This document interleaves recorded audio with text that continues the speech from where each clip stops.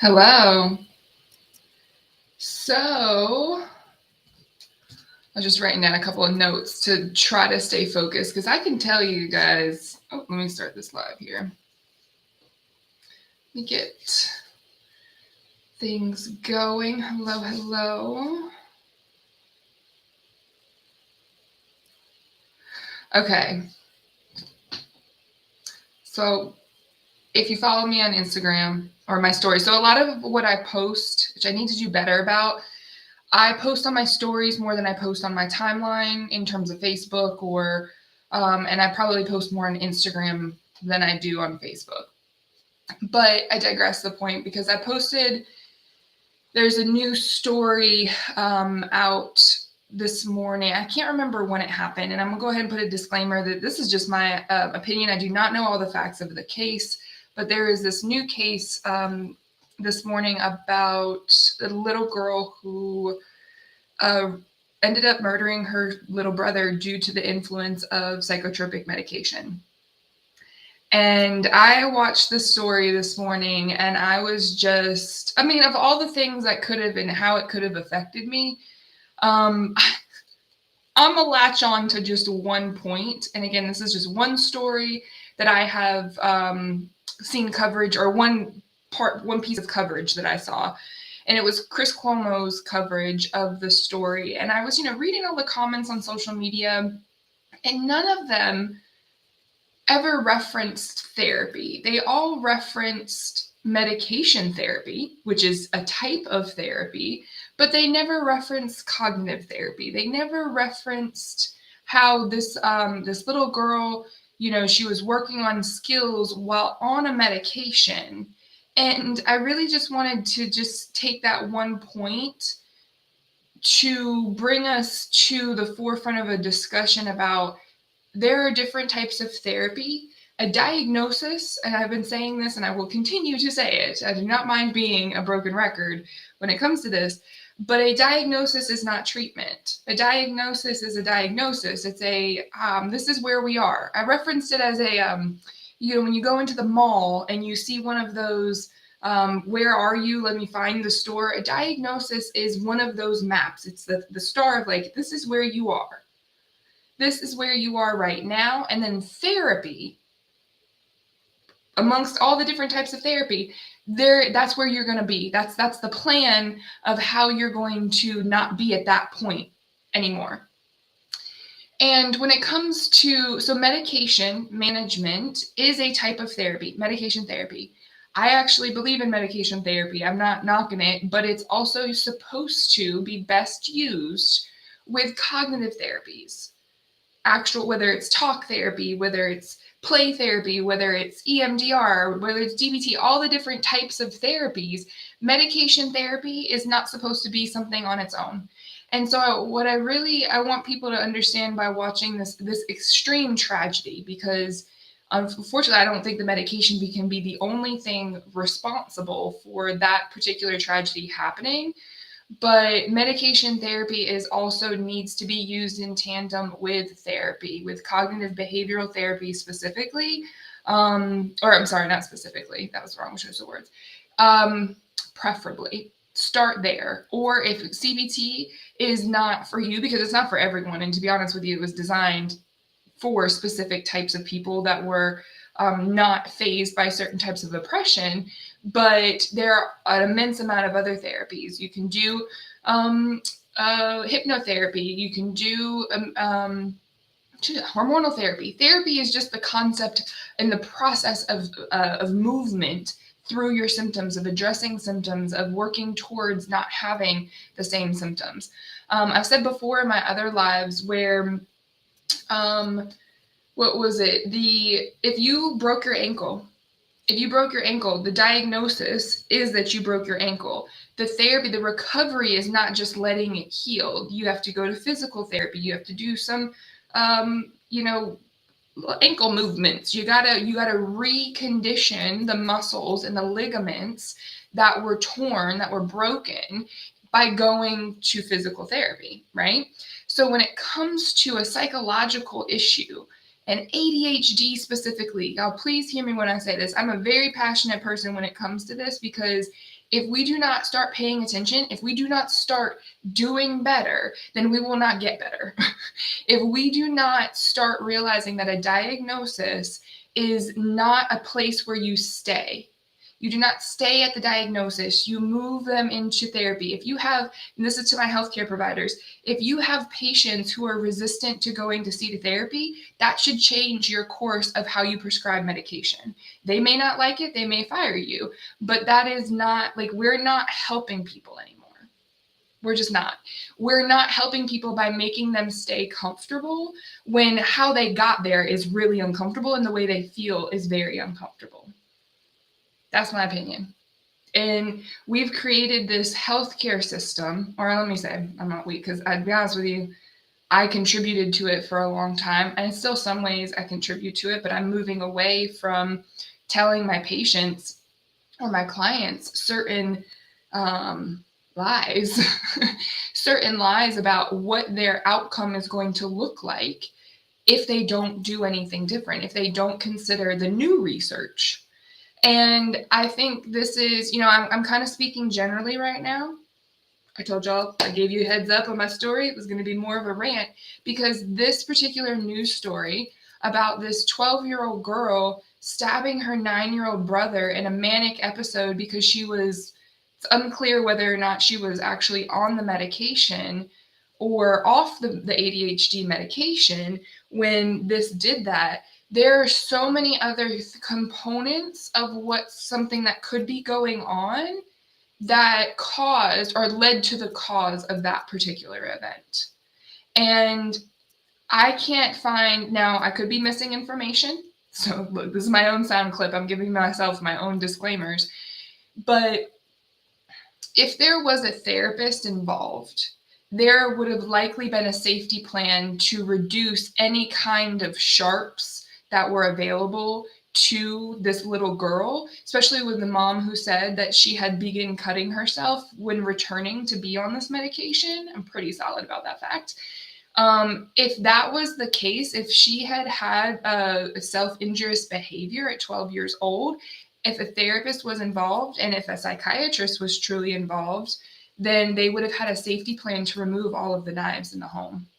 They would have had these. So it's, again, I'm speculating, but my gut tells me, because I've been in this field long enough, that there was no involvement of therapy. And so I'm a therapy advocate. I don't care if you come to me for therapy. I don't care if you watch therapeutic videos.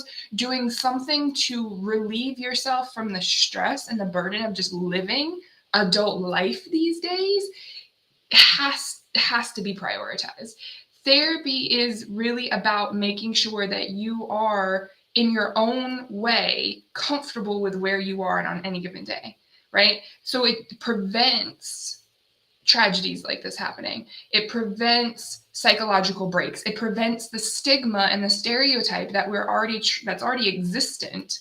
And why this particular story of this little girl hurting her brother completely feeds into the stigma of mental health, because we've now demonized medication therapy in a way, and also deflected away from the influence of actual therapy, of what cognitive behavioral therapy or psychoanalytic or whatever modality of therapy you want to do.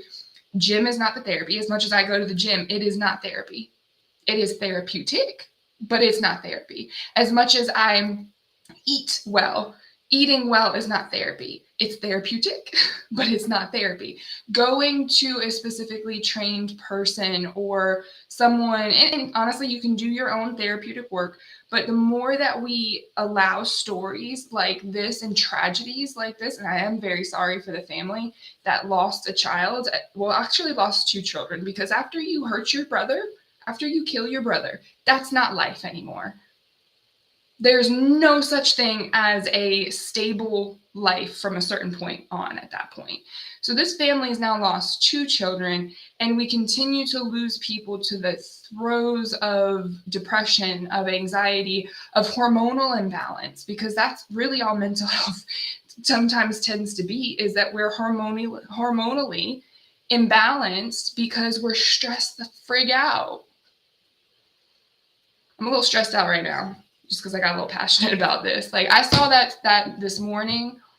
And if you guys, for anyone who is watching and just came in, like I'm speaking on the story about the little girl who murdered her 9-year-old brother in a state of mania, and how a lot of the discussion around that had nothing to do with therapy. Medication therapy is one type of therapy, but it's supposed to be used with cognitive therapies as well, because it is a tool, and we have lost all ability to know how to wield these tools that we have. A hammer is a tool, right? It's not actually self-explanatory as to how to use a hammer. We usually watch someone use it in order to learn how to use it.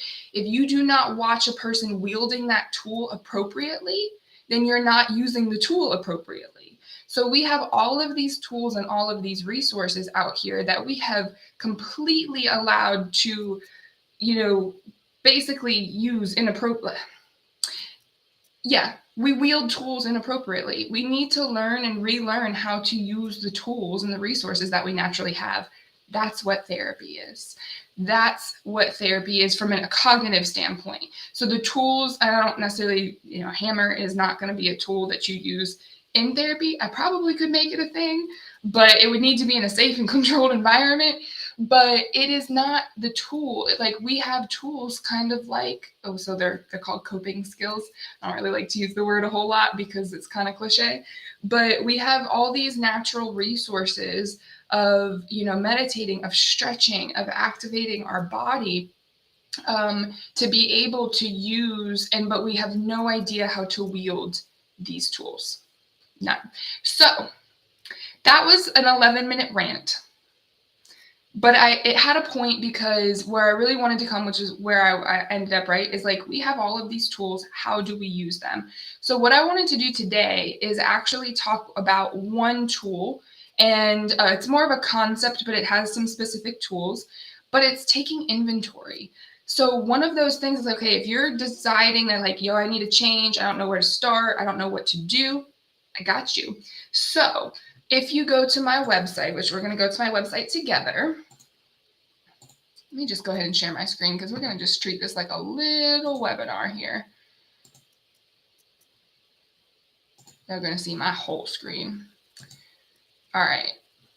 Actually, we might have to change that. We don't need to see the whole screen. You just need to see the window of what I'm doing, so I can also see what I'm doing. All right, we're going to go, y'all just, oops, I forgot I took off we're going to go to my website, sarawilderlcsw.com. Try to keep it easy for you. And what I have on my website is this really nice picture. Shout out to Camille for hooking me up with my new headshots. Is right down here. It could be easily missed, but when you see little clickable links, I want you to click them. So we're going to look at one tool, which is a wellness inventory. So this is a model. There are 8 dimensions of wellness that ultimately you take a look at, and just an inventory is just a quick, brief assessment of where am I at? What am I doing? What do I need to do? Where do I need to be? Right? So what I've done is I've taken this model of the wellness, the dimensions of wellness. I kind of changed the name a little bit, but it's really about how can you optimize your wellness? How can you start aligning with how you optimize your wellness? And I turned it into a questionnaire. Got to show you out my face a little bit. So like, hey, welcome. But this is also, so if you're ready for change, one of the tools that you can use and you can learn how to wield, I'm going to show you how to wield this tool. I don't know why I like that word this week. Wield the tool, is that you're going to take an inventory. An inventory is one type of tool. So this wellness optimization analysis is one of those tools to kind of get you in place to be like, all right, let's look at all these different places. Now, I meant to be here and have my life together early enough to do this, because I haven't done my own inventory probably for another couple months. And it takes, I'd say, maybe about 15 minutes to go through the whole inventory. So I'm not going to do the whole inventory, but I want you to look right here. These are the 8 dimensions that we're going to look at: physical, emotional, occupational, environmental, social, spiritual, intellectual, and financial. So when we talk about mental health is not just the brain. It's not just trauma. It's not just stress. It's life. Okay? We have these different dimensions of in our life that cause us stress, that bring more stress in some areas than they do others.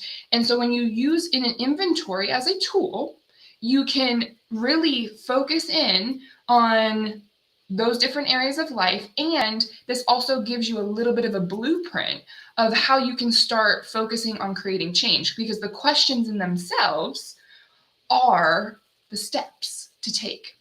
So, and then I talk a little bit about, y'all can flip through this, read at your own discretion. So we're going to start with the physical. So let's just take a look at some of the questions. I maintain a desirable weight. I'm going to go with sometimes, because I'll be honest with you right now, I'm kind of figuring out if I've gained weight, So answer honestly for where you are right now, right on this day in here, not where you want to be, not where you've been. Be honest with yourselves, be open with the moment, and be willing to tell yourself the truth. Do you maintain a desirable weight? Most people will say no. I'll say that. I engage in vigorous exercises of over 30 minutes a day, up to 5 times a week, and strengthening exercises 2 or more times a week. To be honest with you, I don't even do that, and I've lost 160 pounds, okay? So if I'm being honest, I have to put sometimes, because I don't do 5 times. I'm like 3 or 4 times a week kind of girl. Now I add some time in those moments, so I don't have to do it 5 days a week, but I used to do 5 days. Actually, no, I didn't. I probably didn't do 5 days a week at all. I get 7 or 8 hours of sleep each night and awake feeling fresh. I'm going to say most of the time I do. I actually dwell on the 6.5 side because I've cultivated enough energy where I don't really need 7. I will crave 7 if I have 7. But if I'm sick, I go right back to that 7 or 8. I listen to my body when there's something wrong, and I seek professional advice. So when you're using this as a tool, I want you to use the whole question, or the whole statement. I guess that's not really a question. Using the whole statement as your action point.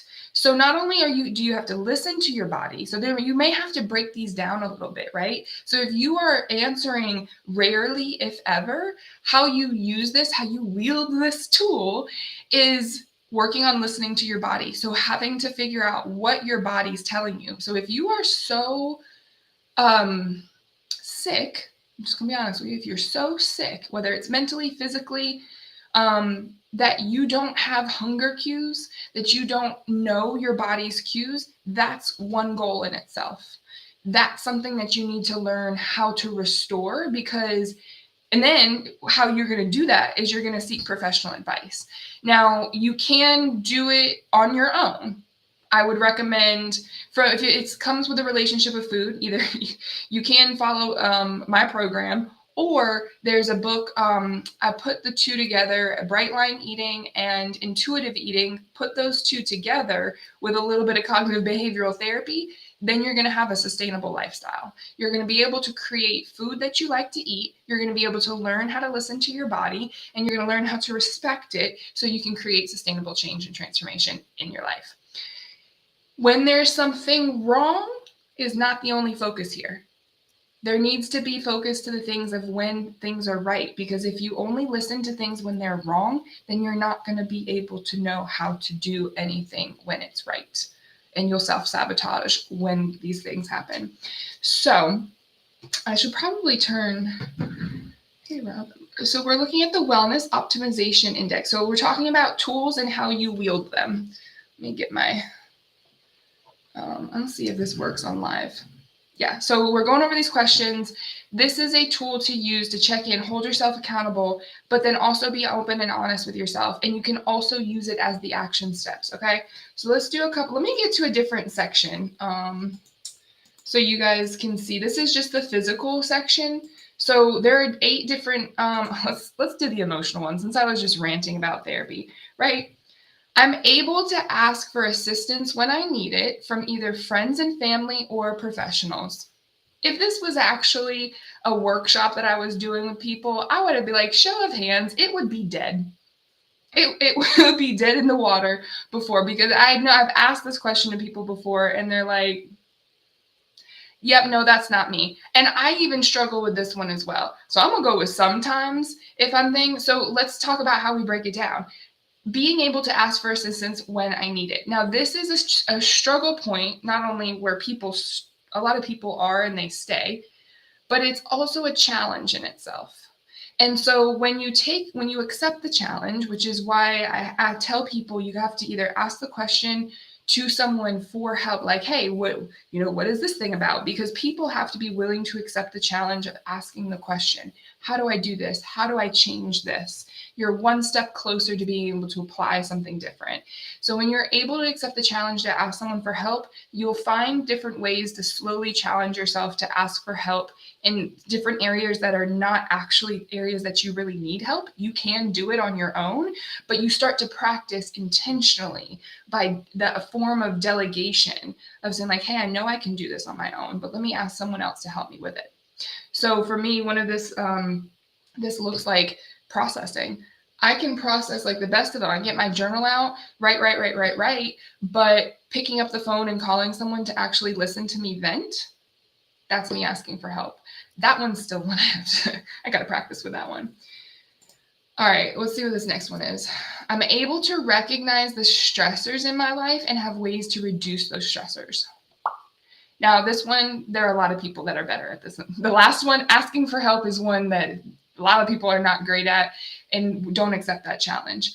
But this one, I think a lot of people do realize the stressors in their life. I think a lot of people know what stresses them the hell out. Where I see a lot of people get caught up is they don't realize the amount of bias that their stress has on them to choose tools that reinforce the stress. They're short-term gratification tools. There's something that relieve it for the time being, and then it's going to come right back up and sweep you off your feet again. That's not the type of romance that I want. I don't want a romance with stress. I want a romance with peace.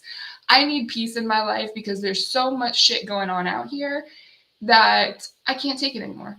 I don't want to get wrapped up in other people's stress. I'll be there. I'm there intentionally for a solid third of my day when I work with my clients. And I'm helping them come and make that choice of peace for themselves. But so this is when I come back to my own life. If I'm doing this, if I don't recognize the stressors in my life, and if I don't have ways to reduce those stressors, here's my blueprint. I have to find them. First of all, what are my stressors? Make a list of what it is that you really hate about going on in your life, because that's usually pretty stressful. Then you can break those down and be like, all right, how do I make this less of a unhealthy romance with my own stress life? It's an interesting way to say it, Sarah. Sorry, that was the first time I'm hearing myself say this. It's like, do you have a romance with stress? If you have a romance with stress, then you're in an unhealthy codependent cycle within yourself. And that's where this particular question about and how you use this inventory, this tool, and how you wield this tool will be a good challenge for you, because you'll be getting out of that romance. You'll be starting to look at other things around, like peace. Like, maybe I actually deserve peace. Maybe I actually could want it and I can attain it, because now you have a blueprint. So for the people who are just kind of coming in and watching, I'm going over a wellness optimization index. This is a type of tool that you can use to start aligning with transformation, because you're inventorying where are you right now. And before you can change anything, you need to know where you are. Like if you walk into a shopping mall and you're like, okay, I need to get to H&M. And you're like standing in Crabtree and you're just kind of like, all right, where is it at? You're going to look for a map. You're going to look for you are the little directory. So you have to look for the star of you are here before you can figure out how to get to the store. That's what we're going over right now. This is a little directory of something that you can use, and you also have to learn how to use it. Make it work for you. I can't tell you the exact way to reduce your stress, but I can prompt you with things that have worked before, and I like to get creative with it. That's my creative outlet, is making shit up for people's coping skills. So this is one, I think, I'm gonna go, let me stop sharing my screen so y'all can take a chill from that. So one of the areas that a lot of people is a good place to start. This is where I started. A little bit of my story is when I first started my health journey, I knew about this tool that we've been going over. I knew what I had to do. I've been told my whole life, you got to lose weight, you got to be healthier. No one ever showed me how to do it. So that's my mission. How to align with transformation. If y'all look closely at the logo, it's honesty, openness, and willingness, which is a 12-step anonymous recovery acronym. And that is really the secret of like, if as long as you carry open, honestly, open, and willing to do what it takes, you will get the results. Now, they talk about it in the sense of sobriety. I'm talking about it in the sense of recovery from mental health, from pretty much anything. Does it include sobriety? 90% of the time. I do operate off a harm reduction model, but that's a story for another time. But when I started my journey for health, it was actually a financial decision. I was going to Dunkin' Donuts almost 5 days a week, $7 to $10 a pop. That's $50 a week just on coffee and breakfast. Because you can't go get a coffee without getting something with it. Or then, and this is where I still dabble. I mean, I still go to Dunkin' Donuts, but their reward system is what really kind of drew me in. That's the sales of their product, is because you can get a free coffee with any purchase. That's a slippery slope right there. Until you build a discipline of being able to say no to yourself and actually plan meals that don't have as much of a reward payout, you're going to get sucked into that rewards program. I still do it every Monday. I sure as heck know. Dunkin' Donuts, you get a free, if you're a member of and you have the app, you get a free coffee if you order ahead on Mondays. As strong and disciplined as I've had to become, I still know where my weaknesses are. I still know my desires within because we're conditioned in society to be able to know that. Okay, so when you're using this tool of the Wellness Optimization Index, this is to help you pay attention to where you are right now and also to figure out and to determine where you want to be. So one of the aspects of this inventory, if you go on my website and look for the wellness inventory, wellness optimization inventory or index, I think that's what I called it, is the financial part. So for me, a lot of people don't know, or if you have known because you've been following my story, my health journey was a financial move for me. I was spending $50 a week. So that's what, $200 a month just on one meal, Dunkin' Donuts. I should own stock in Dunkin' Donuts at this point. That's the backwards thing about it. I was giving them my money with nothing in return. That is a horrible investment. So when I started making my own iced coffee.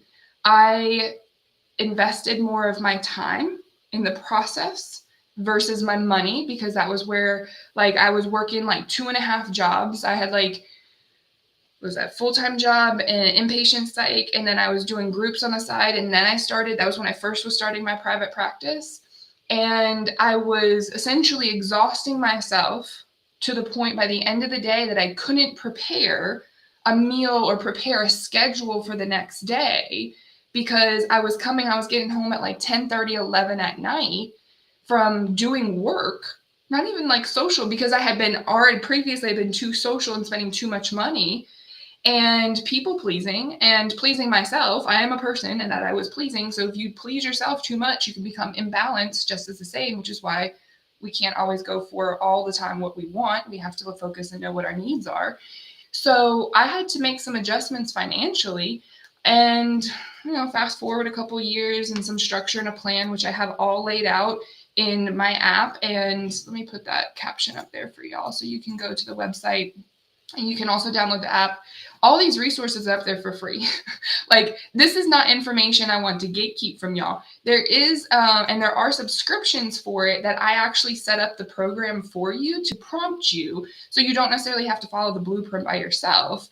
And that's where you get my expertise and where I've done what I've done, so I can help you do it too. But all of this is free. Getting on a budget. If you're really starting and want to be healthy, being healthy with your money and your financial wellness is a very good place to start, because more than likely you're paying for something out of convenience and a short-term investment versus paying for something in convenience for a long-term investment. I chose the meal prepping on my own because I had to reconfigure my relationship with food. I was cooking, but I had no respect for what I was putting in my body. I was overeating. I still overeat. I just curbed the binge eating, if I'm being honest. But I changed what I was binging on. So I know how much energy I have. I know where it goes to, which means I can wield that tool. Energy is a tool, and you can be purposeful about where you put it in your life and how you proportion it within the different areas of your life. So that's the Wellness Optimization Index on a very brief scale. I have a course or a class on it in my course for anyone who wants to go in depth with the Wellness Optimization Index and learn I do more of an analysis and then help you do the inventory. And then you can take it and you can actually build your own plan around what your scores are in it. Because really, I kind of look at this like, if I numericize it, is how optimal are you acting within your life? If you were a battery pack, right? And your score is a score of 40 on these questions. If you're scoring a 40, if you have a 40 and you score a 23, where's my calculator? Because I'm a social worker, not a mathematician. That's a self-limiting belief right there. Oops, did I do that right? So you're at 57% optimization in a category within your life. If you knew that you were only operating at 57% capacity in terms of your wellness, don't you think that that would change your perspective on how you address your needs? For me, it works. I'm really just trying to put that out there for anyone else who works that way. If you need a number, just like you look at a number on the scale, it's like, oh, I'm close to 300. Let me go lose some weight again. That's also an indicator. That's one measurement of how we calculate health. The problem with the scale number, so I'm going to get on a tangent here, is that it's not accurate as the only measurement for your health. It is one measurement for your health. And the Wellness Optimization Index gives you a look at 8 different areas of your life that are correlated with the overall degree of wellness and happiness. These are the areas where people end up dealing with stress and don't have a plan of how to manage that. So an inventory as a tool. And you go back and watch this live, but for the people who are watching right now, I had a little bit, oh, thank you for the love, Amy. I appreciate that. I was on a little bit of a rant earlier about how we need to do better. We need to take a look at these news stories and these tragedies that are happening in our country. More recently, the one where the little girl murdered her brother due to being in a manic episode from an on-off again relationship with a psychotropic medication. That's to treat ADHD for a 12-year-old. We medicated them that early, and there's no therapeutic intervention ever mentioned. I'm going to have a problem with it. I'm there. My heart and my prayers are with that family, but I'm not going to lie to a family who's like, if you did not have a therapist involved or your psychiatrist did not have a safety plan for a child that was hurting themselves, cutting themselves before that incident happened, and you didn't secure those knives, that tells me something was missing. That tells me that we have to do better. We, meaning not only families, but healthcare providers. Healthcare providers to refer to therapy, to push, yes, be pushy, aggressively to recommend therapeutic interventions to address and to get into preventative modes of treatment. Medication therapy should not be used singularly by itself, to be redundant. It should not be just by itself. You should not be on a medication for your whole life unless there are other systemic, like genetic, extensive issues that you need a medication to manage versus having and going and using other treatment modalities to help you get better. That's where I stand.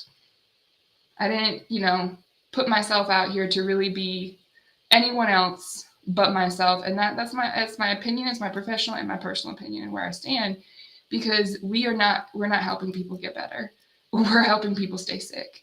And we're helping all the people that are already blamed, all the capitalists, all the business people, all the 1% that the government doesn't, all of these complaints that we have become true because we're, as a collective, human being collective, are not actually doing anything to get better. I'm tired, y'all. I'm just tired. Physically, not only just from like, being passionate.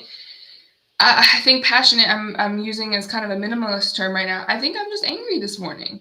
That story made me very angry because we have to lose children. First of all, that's a white child. It's a white family. I'm not going to get a little bit. It's let alone the Black and brown children that are lost at an exponential rate that don't get publicized, because I'm angry. Like, from a mental health perspective, we need to start treating each other better. We need to start treating ourselves with respect to take care of ourselves and to be able to do something different. I am a big advocate for mind your business, but not when people are getting hurt. If you see someone getting hurt, minding your business, it's only going to hurt you. So I think appreciate the applause there, Amy. And so I'm not, speaking to the abyss, but I think I came full circle with like, how do you do better? Go on my website, look for the wellness link. I'm trying to think of, actually, I'm gonna do it one more time, just in case. I think I need to record it. So if we're on my website here, we're going to welcome. How can you feel better? You do better. You got to act, accept, and commit to yourself. Right here. So you have another inventory that you can do too. If you know you come from a codependent family, then take the codependency inventory. It is geared towards identifying what aspects of codependency that you struggle with, because there are different areas and different presentations of codependency and codependent behavior as well. But then also here, the wellness optimization, wellness coaching is a wellness optimization index. So this is one tool. It also teaches you how to wield the tool, and it's completely free. It is, in my opinion, pretty easily, what am I trying to say? Easily explainable? I don't know. I'm struggling. And just to give you a brief, so I turn them in more to type forms so your answers will come to me, but I don't share them with anyone. That happens because I need to monitor. If someone's going to be taking this inventory and doing them on their own, and they have the ability to be monitored by a clinical professional, and I see a red flag or I see something that indicates like, ooh, this person may be suffering, now I can reach out to this person. Yes, technically it is one of the sales tools of like a funnel of like, hey, yes, you click on my link, I now have your email address, I can send you stuff. But I also genuinely am concerned about someone who's taking this index, right? Of what are your patterns saying? I'll just give you guys a brief look at this one too, just because, see, this is where you need, oops. Why can't, sorry, y'all, you got to put your information in there. You, Sara. I need to fix this setting. I don't want y'all's all this information, but it does,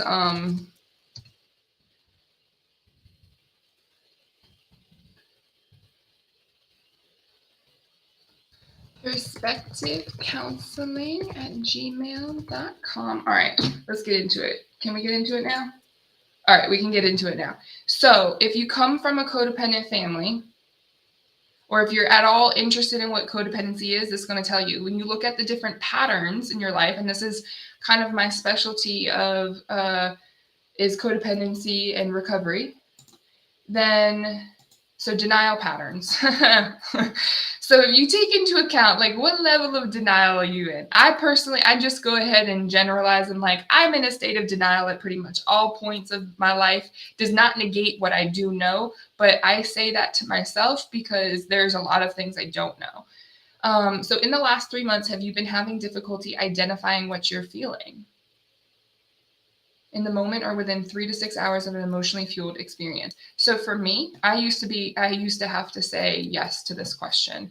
Now, I'm pretty sure I know how I feel. I'm angry that people are getting hurt out here. I'm angry that I've been hurt before, but I'm aware of that anger. So I actually address that now. And I try not to pass it along and increase my trauma footprint is what I call it. So I'm going to say no. Do you minimize, alter, or deny how you truly feel? I have to still say yes to this question. I'll be honest.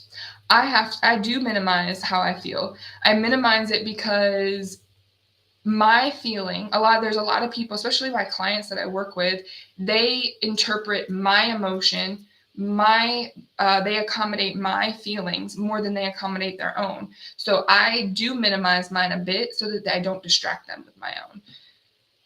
It happens all the time out here too. Good point. Does this cause you distress in your life? Yes. When I suppress my own feelings, it does short-term and long-term cause me distress. I also have a whole freaking world life experience that stems from this being an issue, that I kept my mouth shut about how I felt, and long-term it ended up hurting someone and hurting me too. So then I have you rate the distress. I'm gonna go with 3. Cool. Do you perceive yourself as completely unselfish and dedicated to the well-being of others? Wait, do you perceive yourself as completely unselfish? I am dedicated to the well-being of others, but I am very selfish, actually. So that's the trick here, is that if you are, I'm all about everyone, I have to help here, I have to do everything, you are more susceptible to becoming an unhealthy codependent person versus a healthy codependent person. So if you are saying yes, I'm going to ask you to consider whether it causes distress in your life. Because if not, then maybe I'm wrong. Maybe you can do it somehow, but you might also be in denial. Do you lack empathy for the feelings and needs of other people? I'm going to say no to that one because I practice empathy quite a bit. Do you label others with their negative traits? I have been, but I don't anymore. This is a pretty common one. Our whole society does it, which is why I am adamant on the fact that we need to do better, because we have let this unhealthy codependent society literally leak into all of our family systems. We've poisoned all of the systems. Anyways, I'm digress from that. I need to get off my house. But these are just some of the questions. Let me go to a different section here. Maybe not. Okay, never mind. We're not going to do that. So when you're using an inventory is a type of a tool. So you're wanting to change, use the tools. That's what it's going to get overused if you end up going to therapy. Coping skills in your toolbox. But it's a thing. If you don't have a toolbox in your house or your apartment, more than likely you're going to have to go get one. You have tools that you got to use them. You got to learn how to use them. So those are just 2 tools to get you started. There are other tools that you can check out in my app if you're really wanting more of a guided experience, more centralized. Let me not say, because the free version of the app is just all of my resources. That's more of a centralized look at self-development and of therapy. These are the worksheets that I give people as homework. They are it's instead of having to go Google, like, how do I find a therapist? I have a resource there for that, and learning to operate super bills and in-network and out-of-network therapists, all that stuff. How do I stop ruminating, or how do I stop overthinking? Got a worksheet for it. Got you. I'll do a video on it eventually.